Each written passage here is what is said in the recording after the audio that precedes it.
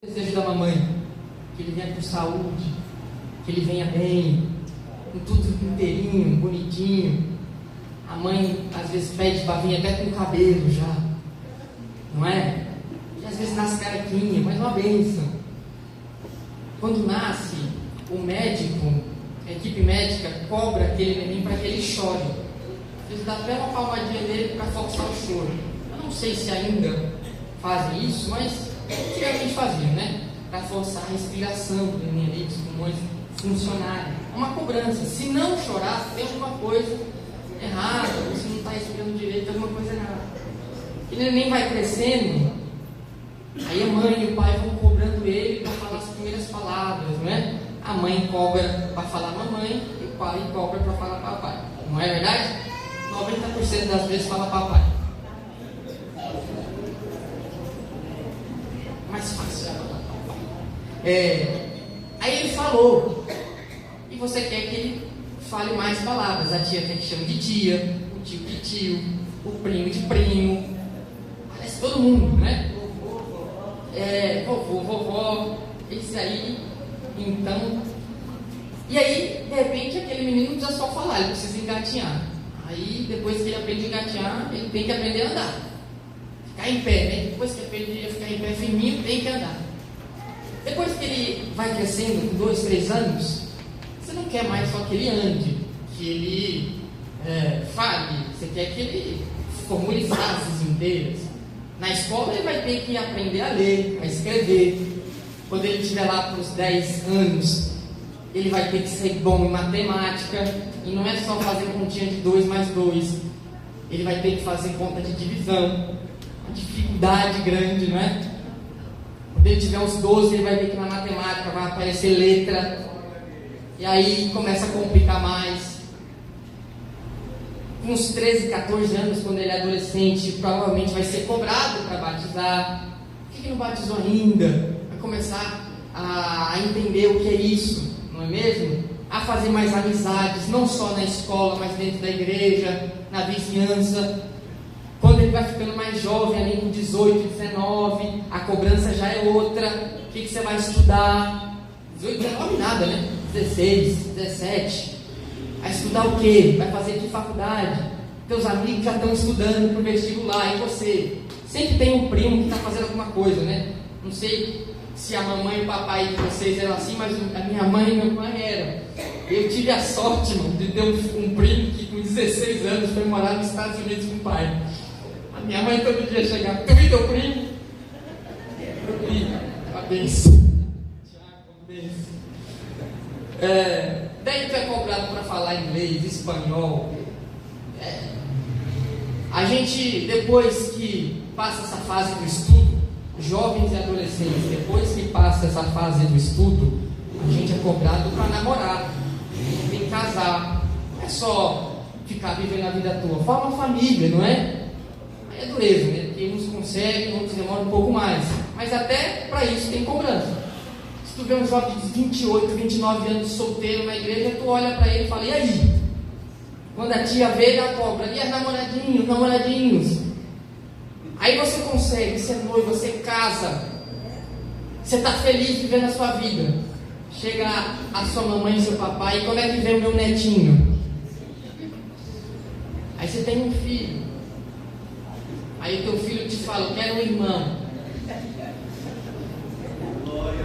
Você vai ficando velho, no teu trabalho te cobram para tu mudar de cargo, porque você já está há 5 anos aí como gerente, você tem que virar diretor. O tempo vai passando. Sua mulher olha para você e fala: já andei muito nesse carro, vamos trocar. Essa casa ficou pequena, agora tem neto, vamos aumentar. Não? Pastor? Não precisa nem cobrar. Aí tu acha que tu está ali batendo 60, 65 anos, você fala: graças a Deus essa vida vai acabar de cobrança.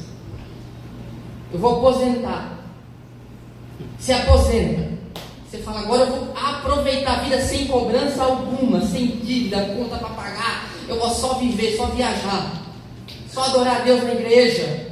Vou poder estar mais tempo lá. De repente o telefone toca: você já tem algum plano funerário?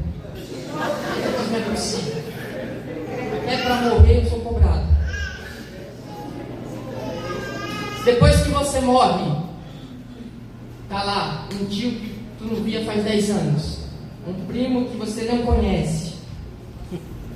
Mas será que ele não deixou nada para mim? E depois que morre, você está sendo cobrado. O que eu estou querendo dizer, irmãos, é que a nossa vida, durante a gente nasce, quando a gente morre, tem alguém externamente pedindo para a gente: melhora, faz mais, seja melhor do que isso. Internamente, você está dizendo para você mesmo: preciso ser melhor, preciso fazer mais, não é o suficiente. Essa cobrança é natural, é normal. Se você ainda não possui isso, ou você nasceu privilegiado demais, a ponto de não precisar se preocupar com a sua vida, o que é um perigo, ou você ainda não acordou para a vida, você ainda não está vivendo direito. O que eu estou querendo dizer é que não tem escapatória. Ou você é cobrado para ser melhor e melhora, e quando alcançar essa melhora, haverá um outro degrau, e por aí vai. Ou você desiste logo de cara e fala: isso aqui não é para mim, esse negócio de viver assim não é para mim. E aí, bom, tem pessoas que tomam muitos outros caminhos, né? Larga tudo, vai viver na praia, vendendo água de coco. E tudo isso, irmãos, acontece porque melhorar é uma ordenança, não só dos homens, mas também divina. Sabendo disso, tudo que eu falei agora, toda essa introdução serve para dizer que nós estamos atrás de uma inalcançável perfeição. Não dá para ser perfeito em tudo, não dá para melhorar tudo ao máximo, não dá para ser bom em tudo. Dá para você conhecer muita coisa, dá para você ser bom em muita coisa, mas vai ter coisas que você não vai conseguir fazer com excelência. Vai ter coisas que você não vai conseguir fazer nem bom, nem razoável. Vai ter coisa que você vai desistir sem nem ter começado a fazer. Você não consegue ser bom em tudo. E se você não entender isso, muito provavelmente você vai ter problemas sérios na sua vida. Problemas psicológicos, problemas de autoestima, enfim, problemas mais graves. Isso é parte do ser humano, tentar e falhar. Por isso, a Bíblia, ela exemplifica o pecado como alguém que tenta acertar um alvo e na tentativa de acertar, erra. Porque a expressão que Paulo usa para pecado em Coríntios, por exemplo, é comparado a um arqueiro que tenta acertar o alvo e erra. Porque a nossa vida é assim. Muitas vezes a gente peca tentando acertar. A gente não consegue melhorar, mas não é porque a gente não tentou. A gente tentou e falhou. Falhar só é inerente àquele que tenta. Se você não tenta, você não falha. Se você não tentar ser um bom cozinheiro e nem começar a cozinhar, você nunca vai falhar na cozinha. Você nunca vai errar o prato. Você nunca vai queimar o arroz. Se você nunca tocar na panela, você nunca vai se queimar. Isso não quer dizer que o nosso pecado está justificado pela desculpa que nós não somos perfeitos. O que isso quer dizer? Que Deus cobra de nós essa perfeição, sabendo que nós somos pecadores e não conseguindo ser perfeitos, nós vamos falhar. O que a Bíblia diz em Mateus capítulo 5, verso 48 é o seguinte: sede vós, pois, isso está no imperativo, sede vós, é uma ordem, perfeitos. E não é só perfeito, existe uma vírgula aí, é perfeitos, como é perfeito o vosso Pai Celestial. Jesus manda você ser perfeito, e não é perfeito como você acha que é perfeito como Deus é. Agora, se você não consegue ser perfeito nem como ser humano, como você vai ser perfeito como Deus é perfeito? Parece que Jesus está colocando para a gente uma meta impossível. Ele está se se contradizendo, ou parece que a Bíblia errou, ou parece que existe uma falha de caráter de Cristo aqui, porque ele está cobrando uma coisa para a gente que é impossível. Porque o próprio apóstolo Paulo, lá em Romanos capítulo 3 e verso 23, diz assim: e todos pecaram. Se todos pecaram, isso é, já falhamos em nós. Como é que Jesus manda a gente ser perfeito, se perfeito é alcançar um nível, um topo? É como se fosse uma utopia. É impossível alcançar esse ideal de tão difícil que é. É como pedir, por exemplo, para o Daniel, num domingo à noite, quando chega em casa com fome, não comer uma pizza. O âmago do Daniel, o estômago do Daniel pede por uma pizza. A esposa dele diz assim: mas você quer comer arroz, feijão e bife? E uma delícia. Daniel diz: não. Mas você não quer comer um arroz doce? Não. Um pudim? Não. Daniel quer o quê? Quero pizza. É o que o meu corpo pede naquele momento. É o que o meu desejo pede naquele momento. Se não for pizza, eu não quero mais nada. Eu vou dormir com fome. O que é isso? É o Daniel tentando ser perfeito no que ele acha que é, no que ele acha que ele pode ser, e falhando miseravelmente, porque não consegue lutar nem contra o seu próprio desejo. Glória a Deus, aleluia! Tudo isso eu estou dizendo, e existe uma forma melhor de ilustrar isso. Eu quero que os irmãos façam uma força aí no pensamento. Imaginem que vocês são como uma ilha isolada de todo o continente. Imagine agora que você é uma ilha pequena. Uma ilha pequena. E em volta de você, em volta dessa ilha, só existe água. Para onde você olha, existe água. Mas é uma ilha pequena. Em uma ilha pequena, é fácil encontrar madeira, não precisa procurar muito. É fácil saber até onde a areia vai, não precisa enxergar tão longe. Você conhece porque é pequeno, não é? Agora, quanto menor é a ilha, maior é a porção de água que você enxerga. O que eu quero dizer é que quanto menos você conhece, maior é o desconhecido. Ao mesmo tempo que quanto menos você conhece, mais você acha que sabe. Se você então aumentar essa ilha e você sair desse tamanho para esse tamanho, a sua ilha parece maior. Só que a porção de água vai parecer ainda maior, porque a fronteira é mais larga. Você vê mais água agora. Isto é, quanto mais você sabe, mais você não sabe. Quanto mais você acha que está acertando, mais esbarrando em imperfeições você está. Isso é a tentativa do ser humano de acertar e falhar miseravelmente sempre. Por isso, uma perfeição inalcançável. Agora, se eu disse tudo isso, como é que a gente responde o que Cristo disse para nós? Que a gente precisa ser perfeito. O Salmo de número 40, obrigado, ele é muito claro para a gente tentar entender o que é isso. Ele vai nos ajudar a desfazer esse paradoxo, né? Essa ideia que não faz sentido na Bíblia.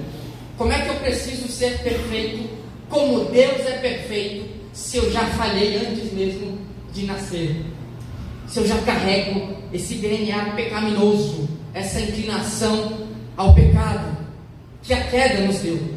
Como é que eu vou ser um crente melhor, se eu sempre que estou tentando ser melhor, vou falhar mais e mais? Porque cada vez que eu tento mais, eu abro mais margem para errar. O Salmo de número 40 foi escrito por um homem chamado Davi. Os irmãos conhecem. E Davi era o modelo de sua época de homem perfeito.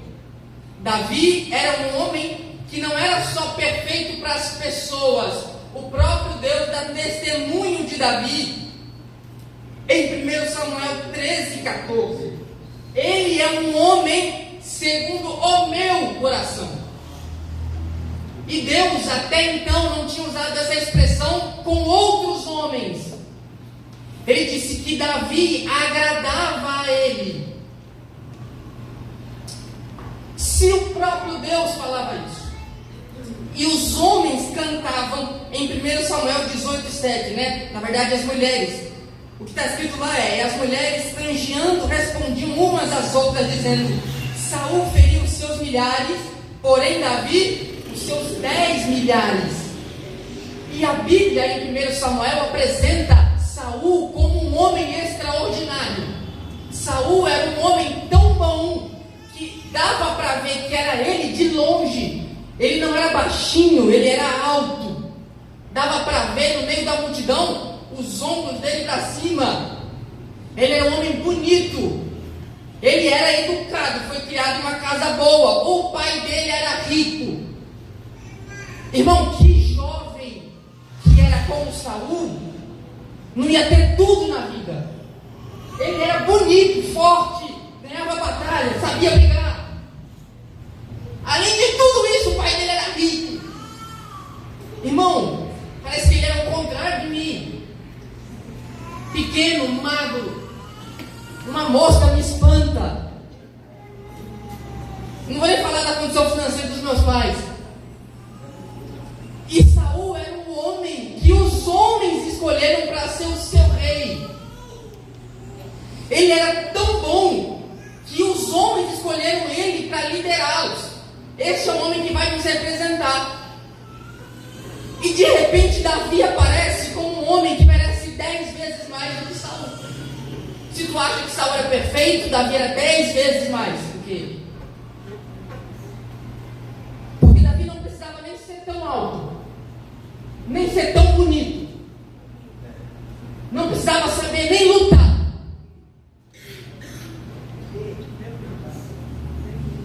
Davi, talvez mais novo que Saul, matou um gigante na frente de todo mundo, quando ninguém disse, e Saul estava vendo. Davi dizia que o gigante foi mais um, porque antes ele já tinha matado um leão e um urso. E não era uma vez, ele dizia, sempre que vinha um leão, fazia parte da segunda-feira dele matar um urso. Aí tu olha para Davi, e Davi era esse homem perfeito. E dentro de casa, não, dentro de casa não. Dentro de casa só tinha espaço para inveja. Dentro de casa só tinha espaço para o resto. Até que Deus me enxergou lá e disse, vai lá, porque eu quero ele. Ungiu ele, e com ainda na sua adolescência disse, você vai ser o próximo rei. Se tu fosse Davi, sabendo que o próprio Deus escolheu para você ser rei, você voltaria e sentaria nesse mesmo lugar no próximo culto? Se tu não mandasse um bilhete para o pastor, eu quero uma horinha para pregar no próximo culto, porque Deus me escolheu. Davi não fez isso, ele era muito bom. Agora, um homem perfeito como esse escreve isso aqui. Estava num charco de lodo horrível. E diz, que vida esse homem perfeito tinha? Vai dizer que estava nessa situação. Salmo 40 vai ajudar a gente a entender o que é perfeição. O limite humano, segundo a Bíblia. Esperei com paciência no Senhor. O texto enfatiza esperar como não só estar aguardando um tempo chegar. Uma coisa é você esperar só vendo o relógio passar. Isso é esperar também.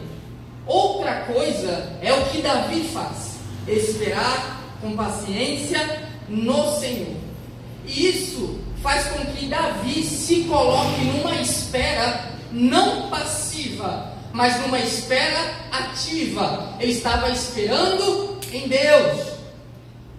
Quando você, 5 horas da manhã, é acordado pelo seu despertador, para você ir trabalhar. Se tu ficar na sua cama, o motorista do ônibus vai parar na sua casa, te dar café da manhã, te ajudar a trocar de roupa, te botar uma mochila nas costas e te botar dentro do ônibus. Se você não esperar no ponto, você fica. Por isso, Davi espera no Senhor. É esperar de forma ativa. Eu não estou de braços cruzados, esperando o céu se abrir para que a bênção chegue. Eu estou esperando, chamando a minha bênção. Esperar com paciência no Senhor denota, essa palavra paciência, um tempo grande de espera. E que não foi fácil esperar. Paciência é apresentado na Bíblia como uma virtude. É como se fosse um dom. Nem todo mundo consegue ser paciente, apesar de... Deveria, né? Deveria ser, mas nem todo mundo consegue ser paciente. Porque paciente aparece como uma virtude. Ela é florescida, despertada dentro das pessoas. E quem geralmente não consegue esperar com paciência, na verdade não está nem esperando. Porque o texto apresenta a espera como algo inerente a Deus e não a Davi. Porque Davi só está esperando porque Deus ainda não quis atendê-lo. Porque se Deus quisesse fazer assim, Davi tinha resolvido tudo. Então quem está fazendo Davi esperar é Deus. Não é? E se Deus está fazendo esperar, é porque no mínimo Ele espera, Ele quer que você seja virtuoso, que você saiba esperar. Lembra daquele jovem que estava à beira das portas de Jericó e ouvindo que Jesus passava, começou a clamar: Jesus, filho de Davi, tem misericórdia de mim. Ele esperou durante muito tempo à beira do caminho, esperou, mas quando Jesus passou, ele não ficou de braço cruzado, não ficou de boca calada. Ele viu que tinha uma oportunidade e, por ser tão paciente e continuar naquele lugar, Cristo passou no momento oportuno e ele começou a clamar: Jesus, filho de Davi, tenha misericórdia de mim. E Jesus então decide ouvir este homem que estava clamando, que já esperava há muito tempo naquela condição. O que isso quer dizer, irmãos? Que Deus te faz esperar. Durante muito tempo Ele pode te fazer esperar por algo, mas haverá um momento, e esse momento ele está como uma responsabilidade sua. Eu preciso saber a hora que Ele vai passar para eu começar a clamar. Eu estou esperando, mas não estou desatento. Eu estou esperando, mas não desisti do que eu quero. Eu estou aguardando, mas estou aguardando em Deus. Quando for a oportunidade de clamar, então eu clamarei. E clamar é a palavra que Davi usa. E ele se inclinou para mim e ouviu o meu clamor. A ideia é que Davi está relatando uma situação onde ele esperava e esperava clamando, esperava gritando. Clamar aqui é como se fosse uma exclamativa. Eu estou rogando, eu estou clamando, pedindo com muita vontade. Inclinar-se aparece aqui também como aparece lá no livro de Jó. É uma expressão usada lá em Jó capítulo 22 e verso 12, como uma expressão de olhar para baixo. Inclinar aqui é como se Deus tivesse então, de fato, olhado Davi de cima para baixo, como se Davi clamasse olhando para quem estava acima dele. Davi era o rei e não existia ninguém maior do que o rei aonde ele estava. Isto é, todo mundo que olhava para Davi, olhava Davi em cima. Davi é quem olhava para baixo, porque ele tinha a maior ordenança, a maior unção daquele povo. Davi é quem olhava o povo de cima.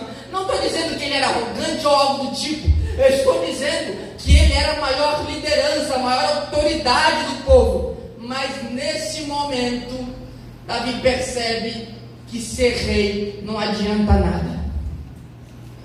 Que ter poder e ter autoridade de mandar e desmandar não serve de nada. Porque a espera aqui não depende do seu cargo, da sua roupinha bonita, muito menos da sua beleza. Como eu disse, a espera é inerente à vontade de Deus. Quando Ele quiser, é que Ele vai se inclinar a mim. Irmãos, nós vivemos numa geração de pessoas que querem tudo para agora. Eu poderia estar falando com adolescentes, por exemplo, que tem por característica, essa falta de espera. Eu, quando era adolescente, era terrível, irmão. Eu não conseguia ouvir a palavra, tem que esperar, calma, vai com cuidado. Eu era estabanado, queria fazer tudo na hora. E se não fosse na hora, eu nem queria mais também. Eu falava, então nem quero. Se não for essa roupa, então não precisa nem comprar nenhuma roupa. Eu já fui adolescente, sei muito bem o que é. Mas tem pessoas de 40, 50 anos que se comportam como adolescentes ainda. Que botam Deus contra a parede. Deus, eu não aguento mais. Se não for agora, não vai dar mais para mim. Meu Deus. Não é você quem decide a hora que Deus opera.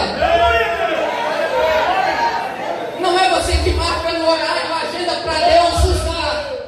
Não é você que decide a hora que o poder vai cair e a hora que vai cessar. É Deus quem decide que opera. Porque muitas vezes os homens decidiram quando fazer as coisas e falharam. Mas a Bíblia diz que Deus, e o próprio Deus falou isso, que quando Ele opera, então ninguém pode impedir. Então não adianta meter os pés pelas mãos e sair afobado, desejando as coisas. Se não está na hora, então não está na hora.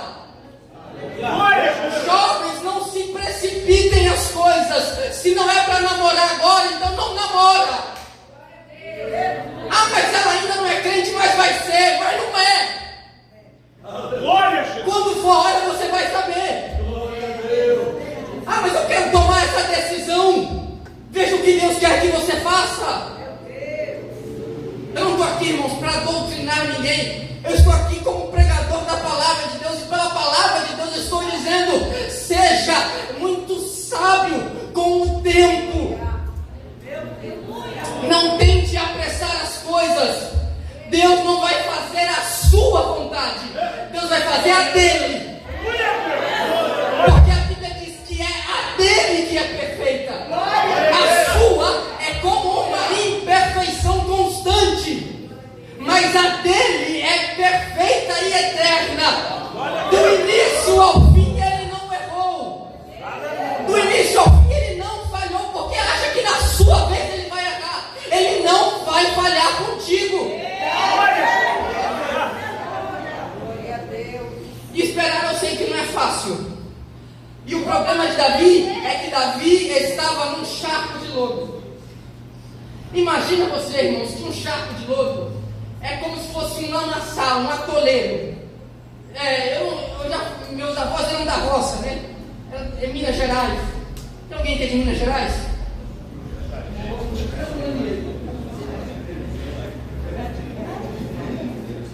Mas era da roça, irmão. Uma cidade mais perto, assim, próxima. Era mais de 2 horas. Não tinha carro, não tinha nada. Era de cavalo aqui. E a gente ia visitar os nossos avós ali. E era um lugar que era constantemente seco, mas era só você falar, vamos pra Minas, começando a chover tudo lá. era lama. Só que era bom só para as crianças, porque o carro de boi não passava, tolava. Era lama para tudo lá dentro de casa, afundava. Lamaçal é terrível, não é? Para quem precisa de fato trabalhar em cima de um lamaçal é terrível. Para a geração mais nova, que talvez não conheça o que é um atoleiro de verdade, não é uma pocinha de lama aqui não, é atoleiro de verdade, né? Como se fosse um banco assim, tudo cheio de lama. Imagina você que era como se fosse uma areia movediça, sabe? Que não é firme, que quanto mais você se mexe, mais você afunda. Quanto mais você se movimenta, mais preso você está. Um charco de lodo, um lamaçal é isso. Davi estava esperando, mas enquanto ele esperava, mais ele afundava. Para quem sabe o que é estar atolado num lugar, tu atolou teu carro, não está conseguindo sair. Quanto mais você balança a roda, mais fundo você fica. Quanto mais força você faz, pior vai ficando a situação. E o que acontece? Desespero. Como é que eu vou sair daqui? E agora? Está ficando a noite. Vai chover mais. Meus filhos estão com fome. Como é que eu vou embora daqui? E os bois? Jesus Cristo.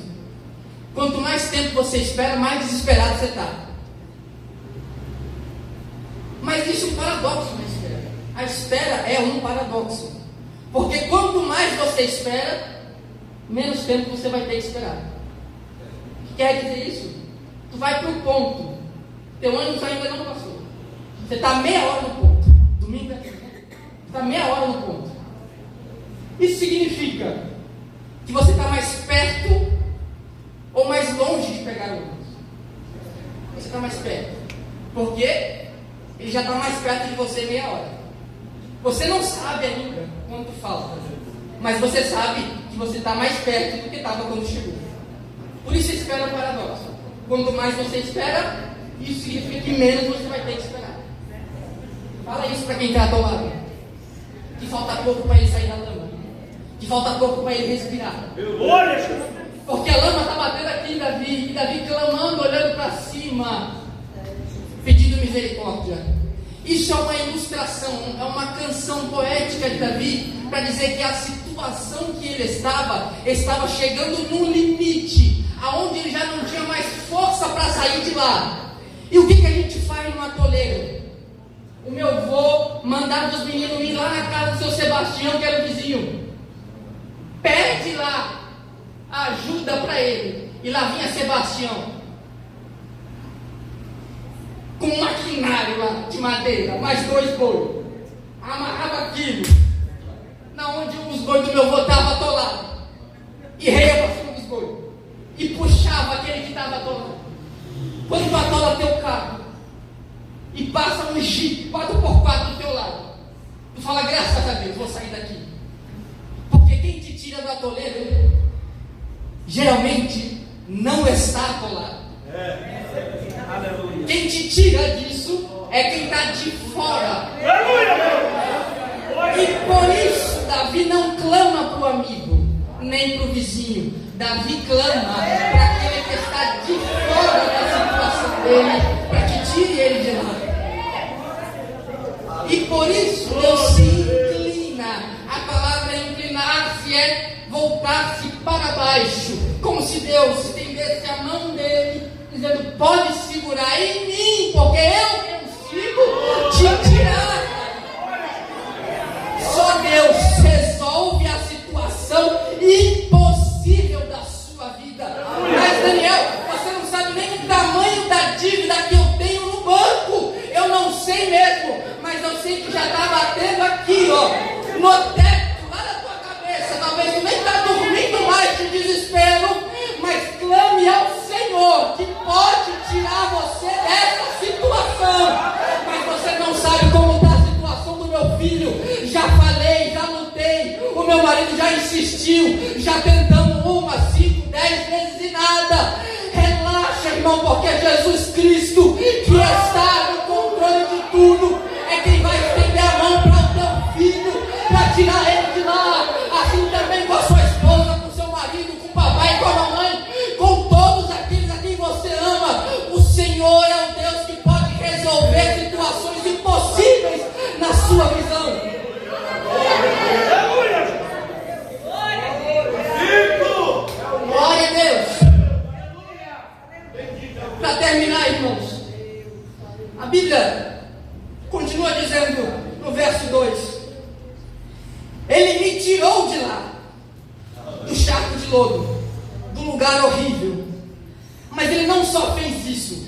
só resolveu a minha situação naquele momento, o que mais ele fez? Ele pôs os meus pés numa rocha. E para quem sai de uma lama e vai para uma rocha, é muito diferente, não é? Porque você estava patinando, estava afundando, e agora onde você pisa não afunda, não escorrega. Existe firmeza onde você está.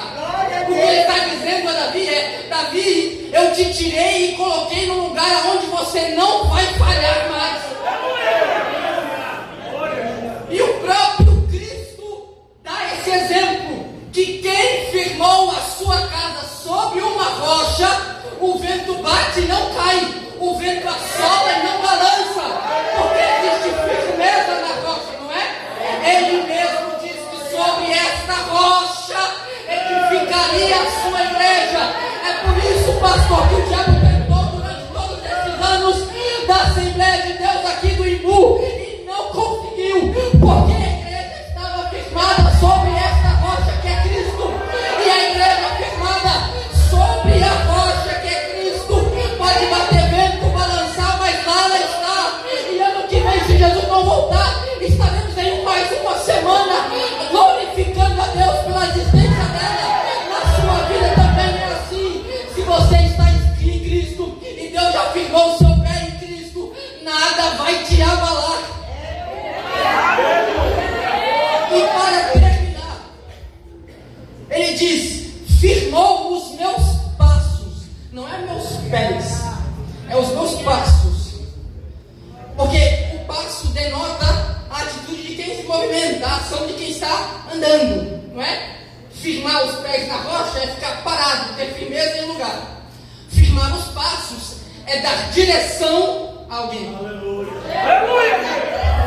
E não é direção na lama, é direção em quem está no lugar firme. Davi está dizendo aqui nessa canção que Deus colocou ele num lugar e mandou ele caminhar por aquele caminho para que ele não voltasse a falhar. E nós entendemos o que Cristo diz então sobre a perfeição. Só é perfeito para Deus aquele que saiu do charco de lodo e que firmou os pés sobre a rocha que é Cristo e está caminhando em Cristo agora. Em João nós temos essa máxima, aonde ele mesmo diz que ele não só é a vida e a verdade, mas ele é o caminho. Firmar os passos é andar com Cristo, é andar com ele. Então assim nós alcançaremos a nossa perfeição, isto é, não falharemos mais enquanto Cristo mover a nossa vida e mover os nossos passos.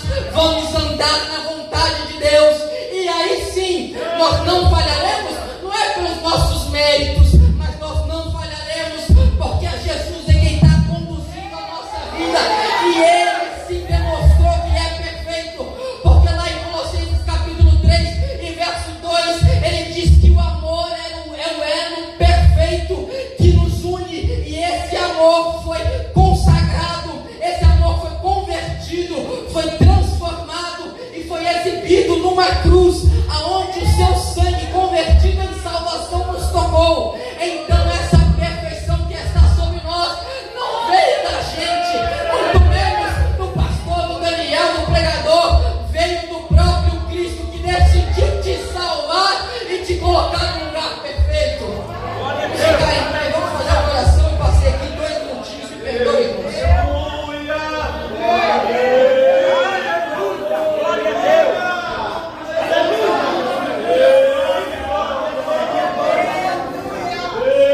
Irmão, se você andou vacilante até o dia de hoje, sem saber se estava firmado na rocha ou atolado em lama, o momento da decisão é essa, é hoje.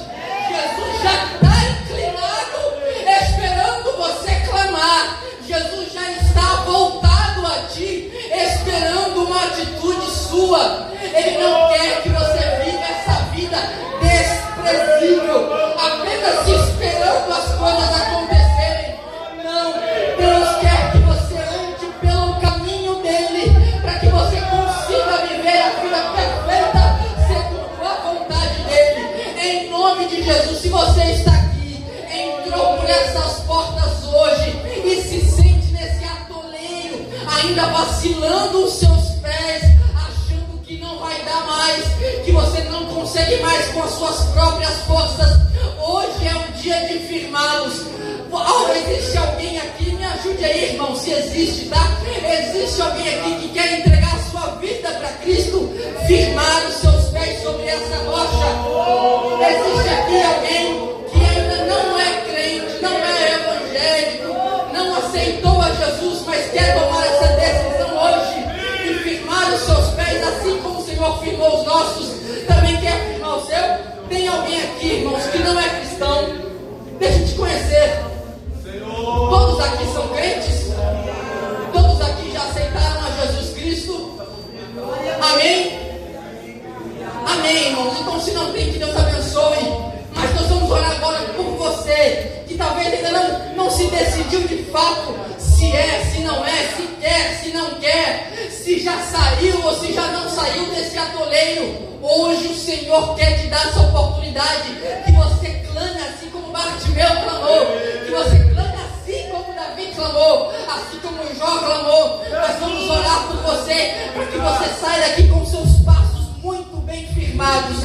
Senhor Jesus Cristo, nós te adoramos, agradecemos ao Senhor, porque o Senhor já nos deu esse alívio, Jesus Cristo, do nosso fardo, do peso que estava sobre nós. O Senhor já nos tirou desse lamaçal, o Senhor já nos firmou sobre esta rocha, o Senhor já nos fez andar, Jesus Cristo, em sua vontade.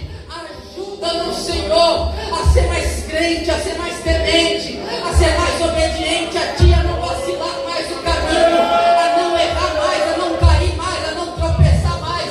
Nós queremos viver a sua vontade. Jesus, transforma o nosso coração, a nossa mente, a nossa vida. Apresentamos a nossa família a Ti, Jesus Cristo. Apresentamos a nossa congregação a Ti, os nossos irmãos. Eles estão aqui clamando ao Senhor para que o Senhor nos ajude. Aquele que ainda está clamando, mas esperando com paciência, que o Senhor nos atenda, Jesus Cristo. Aquele que entrou aqui desesperado, que o Senhor acalme este coração, assim como acalmou o mar e os ventos. Senhor, tenha piedade da nossa vida, misericórdia da nossa alma, em nome de Jesus. Deus abençoe, meus irmãos.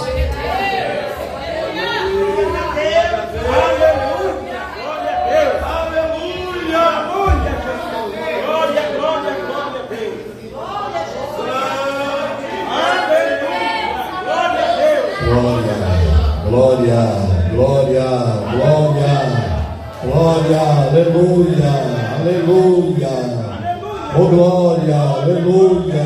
O Senhor é bom, o Senhor é maravilhoso, glória a Deus. Louvado seja o nome de Jesus para sempre. Quantos podem dizer amém? Glória a Deus. Meus irmãos, nós chegamos ao encerramento do culto. Quero lembrar os irmãos que nós teremos toda uma semana de trabalhos. Amanhã nós temos a nossa escola bíblica de obreiros e lideranças. Nós temos um pastor convidado que estará pregando. Terça-feira nós temos o segundo dia da nossa escola bíblica de obreiros e lideranças, e teremos outro pastor também que estará ministrando. Quarta-feira teremos culto temático dos 26 anos da Adembo das Artes em todas as nossas congregações. Eu gostaria de pedir aos irmãos que não fiquem em casa, que façam comitivas e visite uma das nossas congregações. Na quarta-feira, quantos entenderam quarta-feira? Quantos entenderam?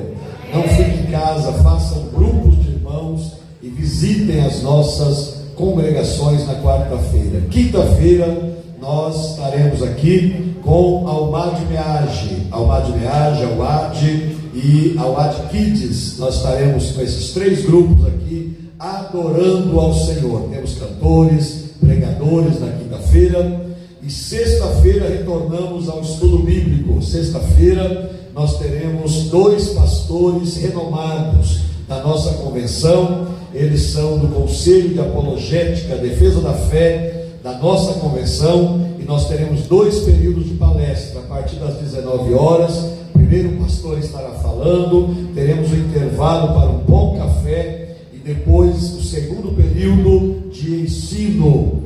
O pastor Vernex estará conosco na sexta-feira, e eu quero todo o ministério aqui, obreiros, pastores, líderes, a igreja completa, todas as lideranças aqui, em nome de Jesus, amém? Sábado é o último dia, o dia final. Vamos iniciar às 14 horas com o departamento da Unicead. Às 14 horas estaremos aqui adorando a Deus juntamente com as irmãs. Às 17 horas teremos um intervalo, ninguém vai para casa.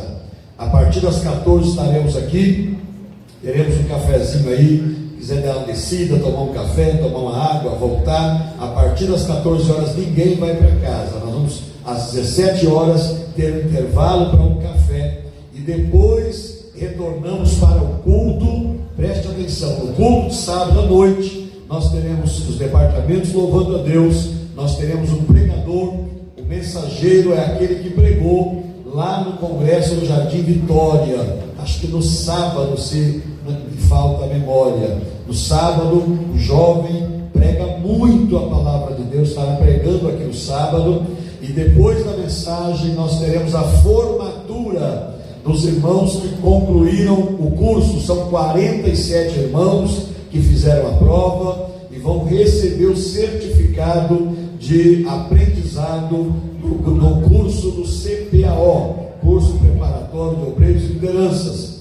E após a entrega dos certificados, nós teremos a finalização do congresso, a saída das bandeiras. Não é para ninguém sair do lugar. Terminou a formatura, vamos ter a saída. As irmãs vão fazer da mesma forma que fez a entrada, vai fazer a saída, né? E aí nós vamos sair para um jantar. Vamos ter um jantar para toda a igreja, para todo o ministério.